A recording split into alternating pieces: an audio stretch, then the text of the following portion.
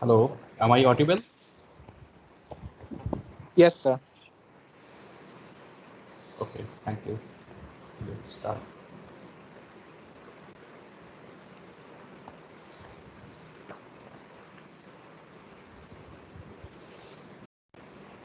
Well, so last week you started microstrip line based circuit, and I think all of you already submitted this part one, and where you are supposed to show the X parameters, loss study, then dispersion diagram, also delay plot, and the field distribution.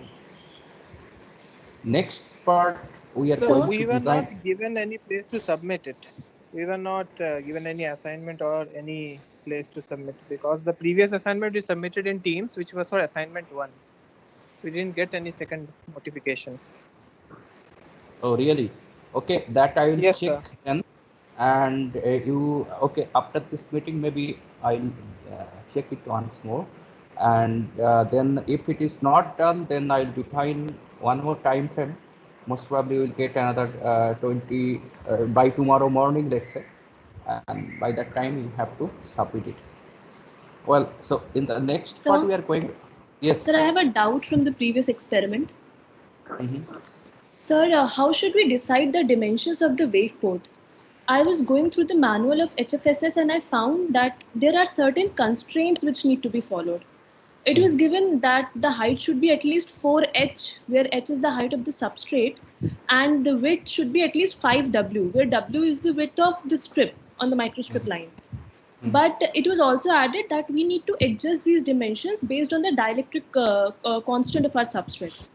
Exactly. Now, if even if I make a slight change in the size of the wave port, my results change drastically. So how should I decide the dimensions? Well, so it is actually defined in terms of lambda g. So where that epsilon does matter, you have to take into account. So from our experience, whatever we have seen that typically the width of wave port and height of wave port, it should be 4 to 7 times of the corresponding dimension. Now, Okay, how sir. do you know? How do you know that it is the correct thing? So Yes, sir. the point is that you first look at your port modes. So I already suggested that before starting your full wave analysis, you look at the port field display, and Yes, it sir. should show microstrip line like field configuration. So if it shows, then the first part is done. Then the second part, you again run now full wave simulator and look at the electric and magnetic field distributions. If it Yes, follows, sir. then it is working. And Okay, sir, so same is yes, sir. sometimes actually you need to optimize the dimension, not only just the wave port, Yes, sir. even for the radiation boundary, how far it should be from your structure. Sir, the expression for total loss, that is 1 minus S11 square minus S21 square, that comes out to be decreasing with frequency. No, usually it is not. If the loss value is too small, if it is very small, let's say just a few percent, then sometimes HFSS creates problem because of Yes, sir. meshing and other things. So you don't know actually numerical technique. So whenever we are using some numerical techniques, actually we face this sort of problem. So it should increase with frequency, right? Exactly. Yes. Okay, sir. Thank you, sir. Well, now for the next part, we are going to design some of the components. So this part actually we have quarter wave transformer, single step matching, then band stop filter. Well, so for this particularly band stop filter and also quarter wave transformer, you have to plot this in MATLAB. So if you consider a lossless transmission line, then you can find out the corresponding S parameters and how it varies with frequency. So along with full wave simulation, you also have to do it in MATLAB. So let us spend then some time how we do it in MATLAB. So we have one easy way. And so what we do in the very first step, usually we don't directly calculate the S parameters. It is easier to calculate the ABCD parameters. So ABCD parameters already you learned in your circuit theory. If you don't remember, so let me quickly go through it, what it is.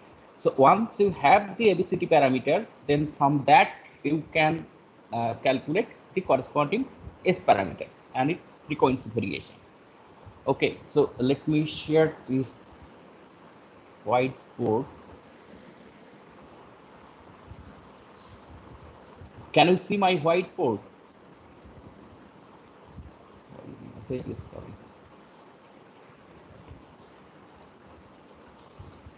Well, so as I said, you have to do it in MATLAB. So what are the basic steps that actually I'm going to discuss? So these ABCD parameters, it is in chapter 4 of DM Pujar's book, and will take at least 2 to 3 weeks to go there. So that's why, but what is practical you need it. So that's why let us discuss about the ABCD parameters.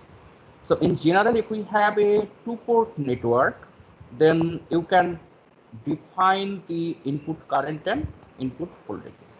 Let's say the current input current I1, input voltage V1.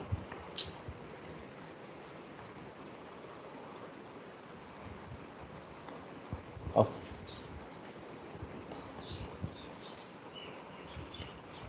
Okay, wait a minute. I have some issue with whiteboard.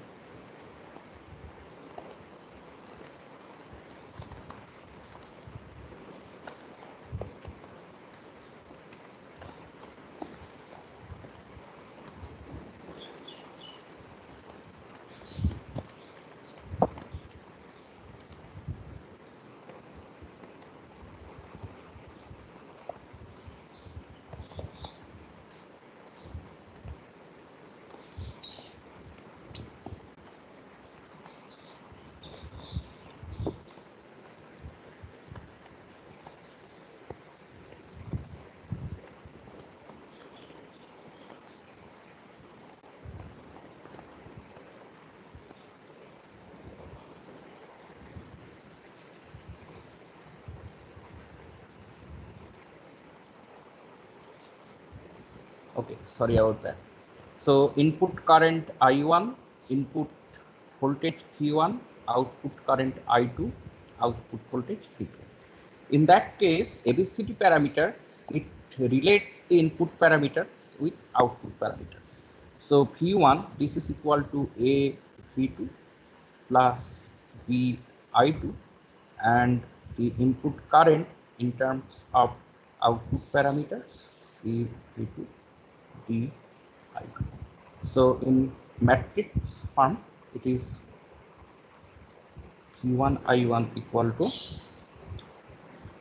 A B C D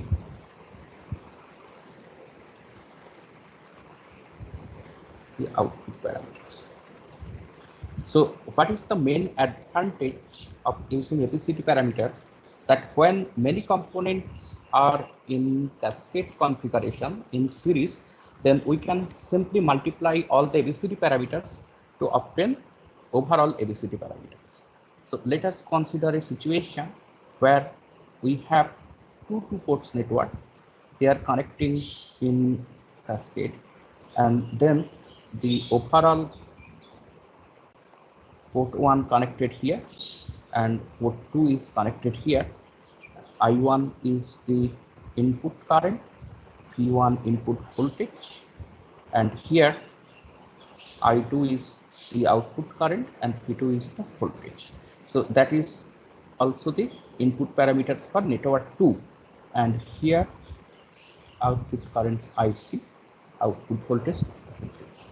Let's say the first network it is represented by A1 B1, C1 D1, and the second one A2 B2, C2 D2. Then simply we can write down overall ABCD parameters from port 1 to port 2. If you expand it in terms of current and voltage, you can also find it. It is A1 B1,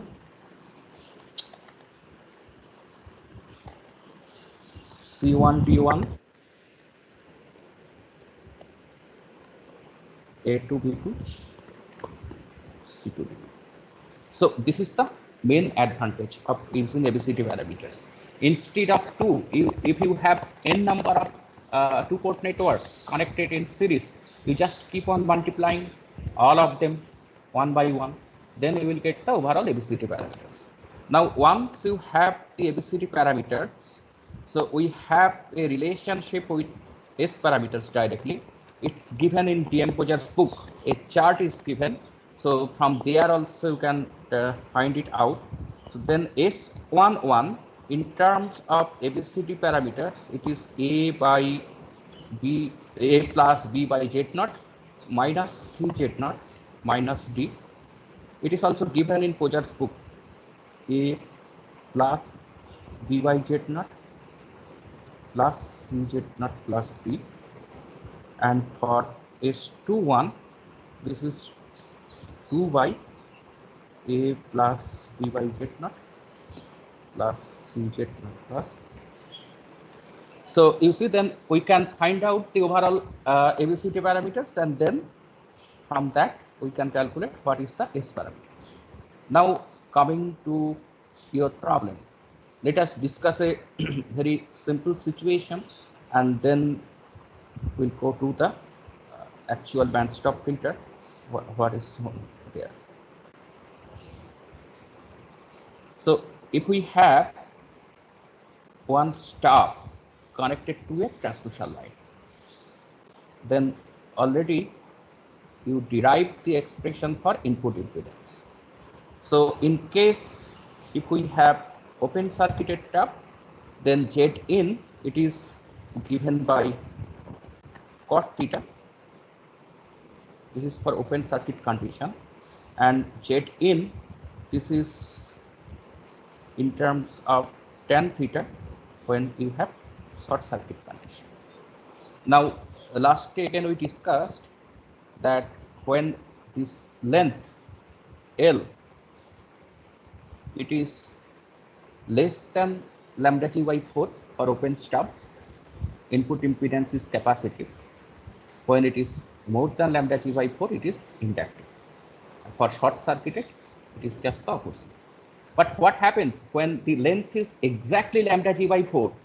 So when the length is exactly lambda g by 4 for open circuit stub, then we see that input impedance it becomes 0, or Y in it is infinite. In fact, without doing any mathematics, we can also estimate it from the current and voltage distribution. So I am drawing the open stub of length L. So right side it is open circuit. Then we have a voltage maxima here. Now we have a standing wave pattern, because wave it goes to the open circuit plane, then it comes back. So we have forward going wave and the reflected wave. So it forms a standing wave pattern, and we have voltage maxima at the open circuit, because it is open circuit, that's why. And what about the current? Current might be 0 since open circuit. Now I have to consider lambda g by 4. I am considering in this case the length is quarter wavelength. If that is the case, then you look on this reference plane, current is maxima, voltage is 0. So that means input impedance must be 0. Well, so now input impedance is 0 for lambda g by 4. So that means basically, if I consider this transmission line section, connect my port 1 here, port 2 here, then if I launch some electromagnetic wave here, now at lambda g by 4, it is short circuited. So it will look as if it is shorted. So we have a virtual short, and the wave it reflects back completely. So basically, in terms of reflection, then we can say magnitude of S11 is equal to 1, or in dB scale, it is 0. Now, if I plot S21, I don't have any transmission from port 1 to port 2. So S21, it is 0, or in dB scale, it goes to minus infinity. But below this, it is capacitive, and above it, it is inductive. So if I plot frequency versus S parameters, I'm considering in dB. So this is the frequency f naught at which, let's say, the length is lambda g by 4. Then S21 we don't have no transmission. So S21 variation will be like this. And what about S11? So this is magnitude of S21. And what about S11? We have complete reflection here. So S11, it will be in dB scale, it is 0 dB. This is for S1. Now you see, if I keep on increasing frequency at thrice f naught, so at thrice f naught, we have similar situation. From mathematics also it can be done, and from here also this is lambda g by 2 plus lambda g by 4. We have some situation. What about the voltage? Here we have lambda g by 2 and then lambda g by 4. So we have same situation. So again input impedance becomes 0. So at thrice f naught, then if I plot it, we have the same thing here.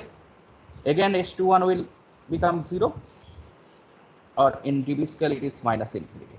So what we see then, it is periodic in nature, and this stop band, it repeats at f naught, thrice f naught, 5 times of f naught, 7 times of f naught, and so on.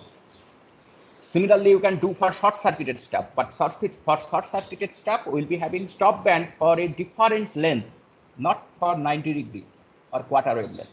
That we find out from mathematics and from this voltage current analysis. Well, so it seems then a single open stop, I can use a band stop filter. So for band stop performance, what we want?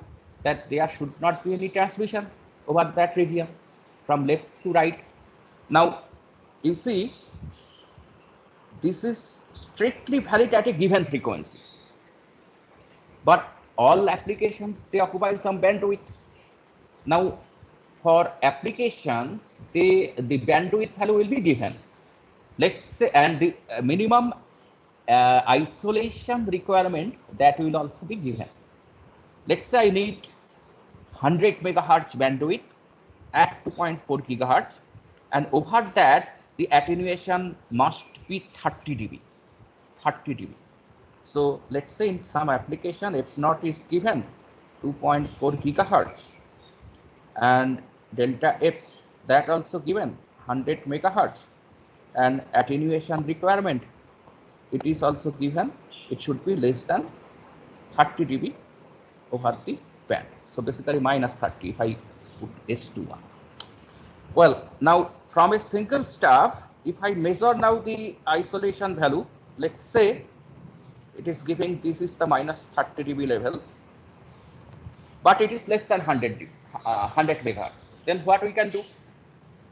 We have to increase the bandwidth. So there are several techniques. We'll consider the most simple technique here. What is that? We will be repeating this band stop filter 2 times. So how?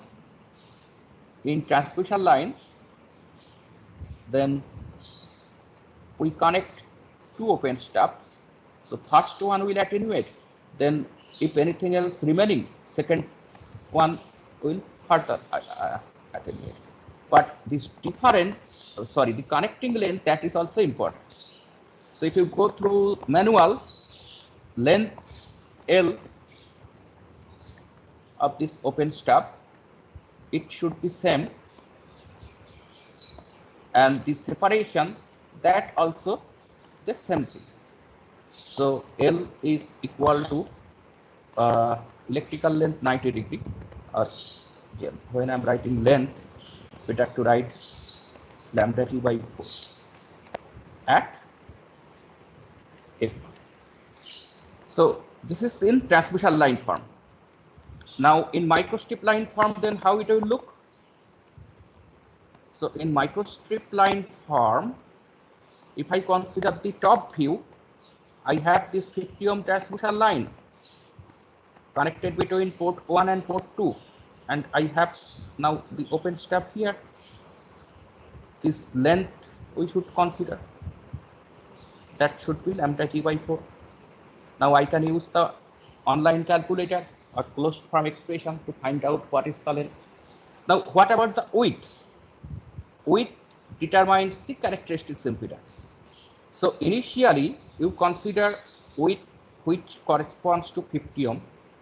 In the MATLAB program, now you change the impedance. So in MATLAB, you are not directly taking the W or L value. You are doing in terms of Z0 and electrical length theta.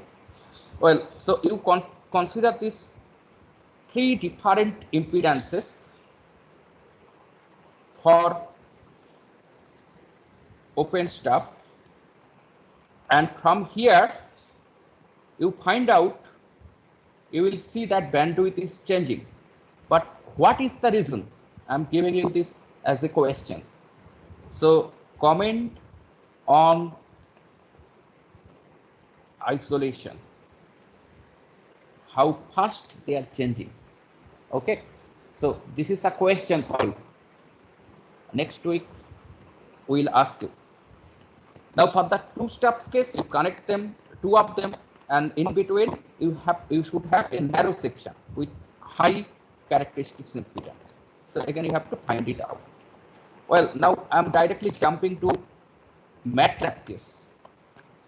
So how we can do it in MATLAB. So before that, we have to learn about how we can represent one open stub or a microstrip line section or transmission line section by using ABCD parameters. Again, the some of the simple cases are derived in DM Pojar's book.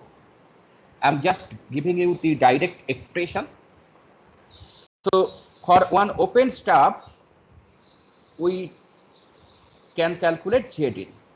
So if I can calculate Z in, I can find out what is the corresponding Y.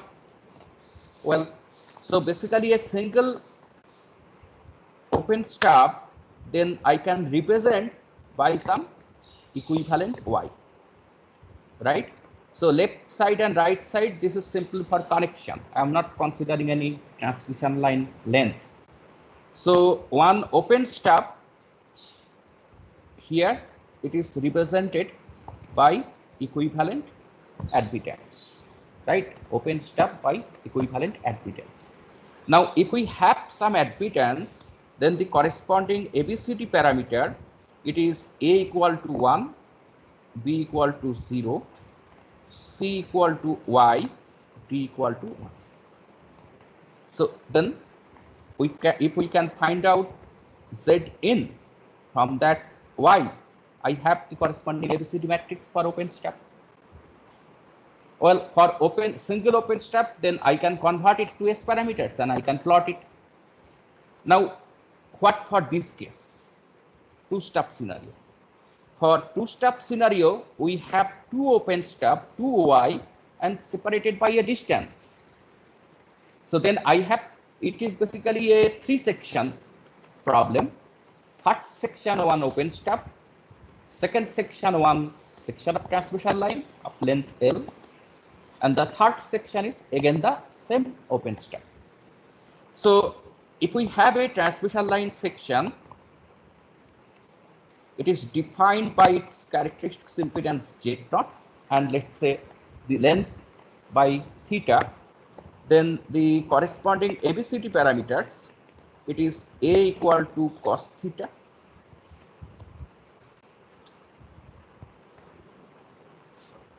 B equal to J Z0 sin theta, then C equal to J Y0 sin theta, and D equal to A. So theta is the electrical length, Z0 is the characteristics impedance, and Y0 is equal to 1 by characteristics impedance. So now you know all the required ABCD parameters.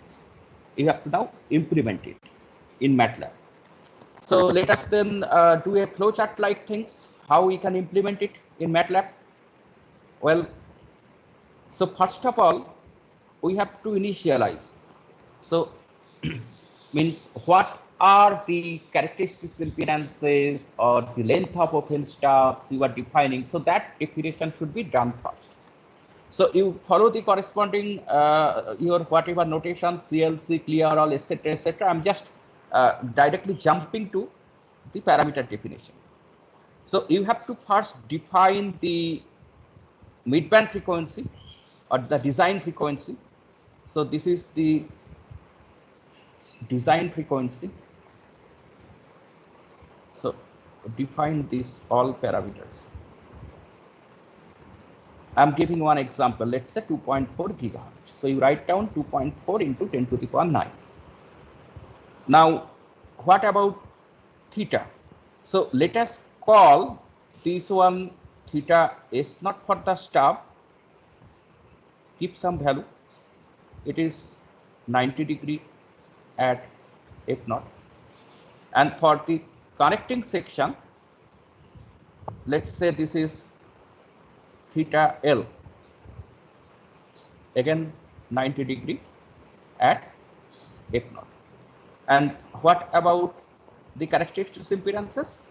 So let's say it is ZS for the stub, define some value in ohm, let's say 25 ohm.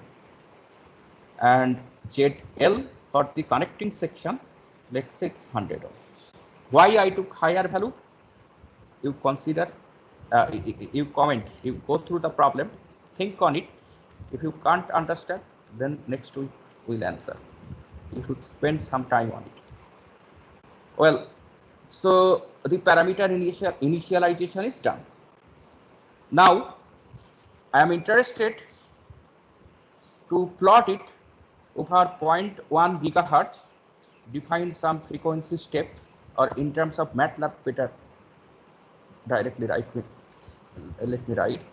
So let's say 1E8, step 1E8 to, let's say 2.4, so 4.E8.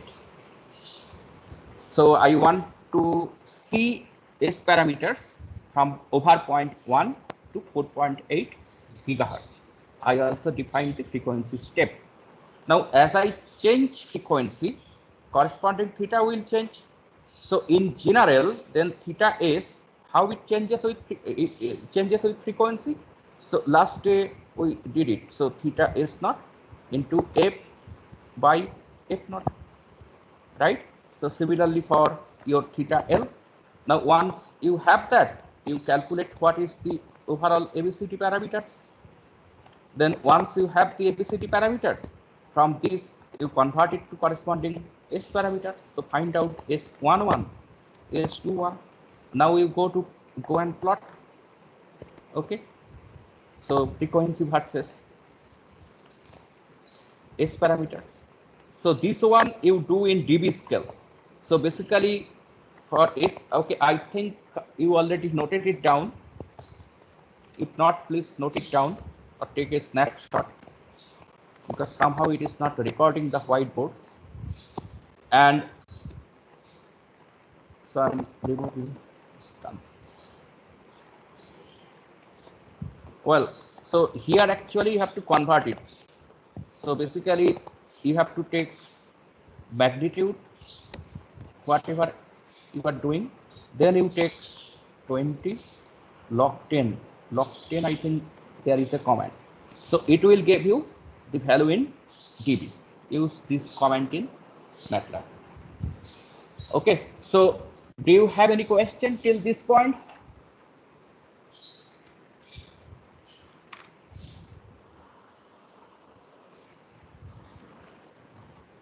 Sir, Yes.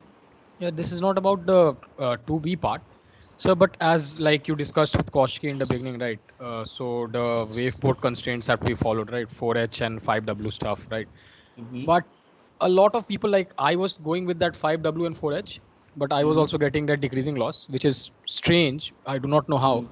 And a lot of people did not follow that, and they were going with a simple W by H wave port, and they were getting like increasing loss. So do we need, like, what is the correct way here? Like, I'm confused because Sir, like if you and just to add on to what Arendra is saying, sir, for radiation boxes, some people are using some dimensions and getting 90% of total loss as radiation, and other people are just getting really less radiation losses.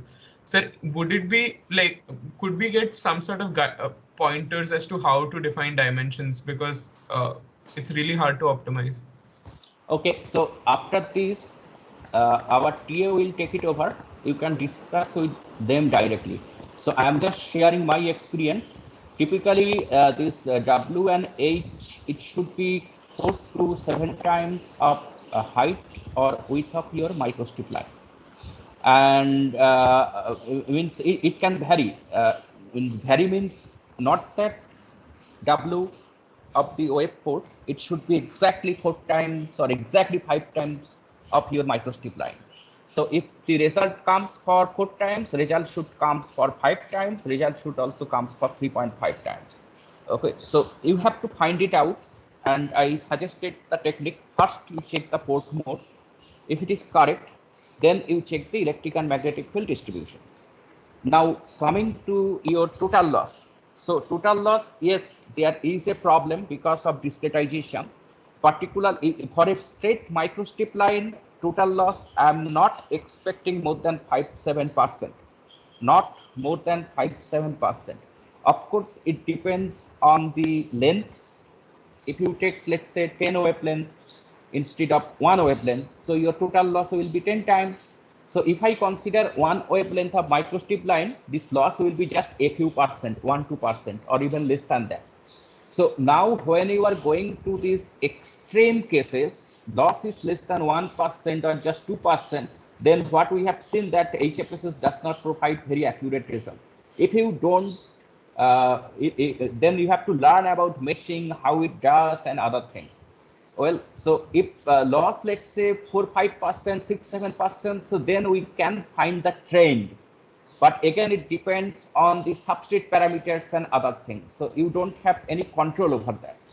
So we'll not consider it wrong, even if loss decreases with frequency, provided loss value is of the order of 1% or less. Because we know that if you don't actually establish the simulation environment correctly, it will give the wrong result.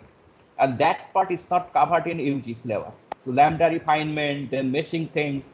Okay, so that is not done here. In this class, at least we are not doing that. Any further question? Sir, if you please permit me, I share my screen so that you can once verify the results. Okay, do quickly. Yes.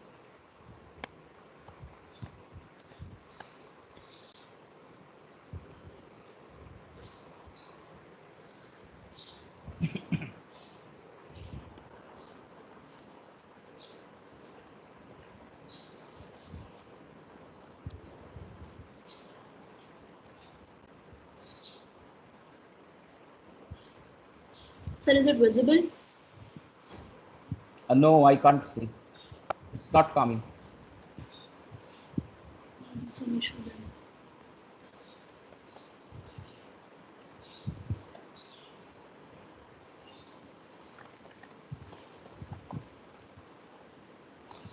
It seems there is some issue because I have shared and it's not visible. Other student can see it. You are Kaushiki, right? Yes, sir. Other students can see it. No, sir.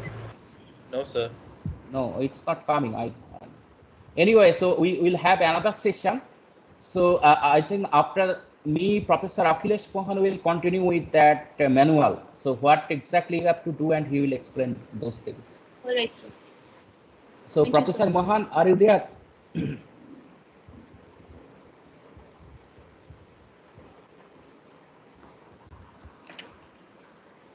I have another appointment. Professor Mohan.